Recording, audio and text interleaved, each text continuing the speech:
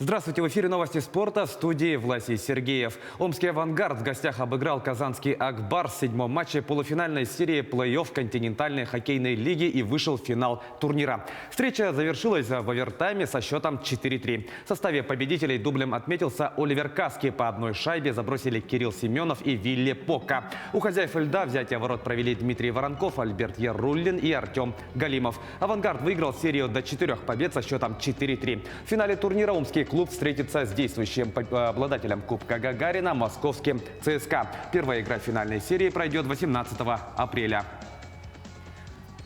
Российская фигуристка Анна Щербакова заняла первое место в короткой программе на командном чемпионате мира. Турнир проходит в Японии. За свой прокат россиянка получила 81,7 балла. Ее соотечественница Елизавета Туктамышева стала второй. Тройку лидеров замкнула японка Каори Сакамото. Произвольную программу девушки представят завтра. По итогам 3 дисциплин сборная России возглавляет общий зачет, набрав 49 очков. На второй строке идет команда США, у которой 47 пунктов. На третьей позиции располагаются японцы, на их счету 42 балла.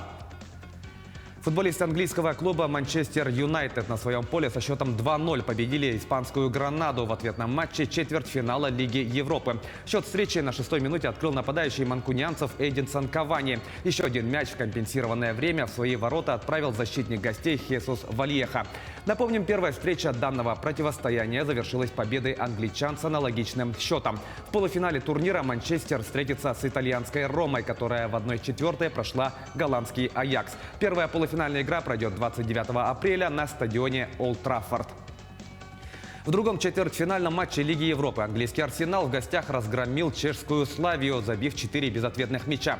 Дважды точный удар нанес Александр Ляказет. По разу отличились Николя Пепе и Букайо Сака. Лондонцы по сумме 2 матчей вышли в полуфинал турнира. В первой игре, которая прошла на стадионе Эмирейтс, была зафиксирована ничья со счетом 1-1.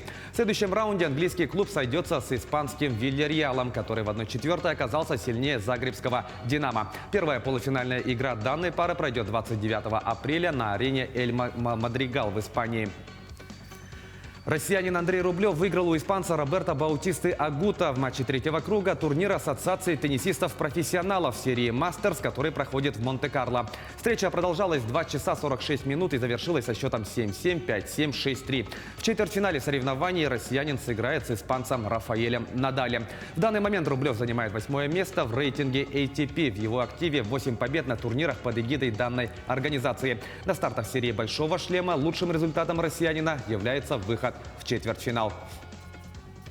Якутский боксер Василий Егоров выступит на международном турнире «Кубок губернатора Санкт-Петербурга». Соревнования пройдут с 19 по 24 апреля в северной столице. Известно, что медали будут оспаривать будущие ведущие боксеры из более чем 15 стран.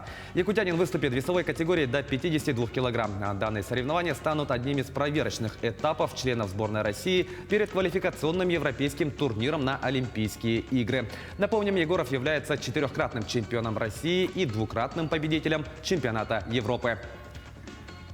Таковы главные спортивные новости к этому часу. Занимайтесь спортом и будьте здоровы!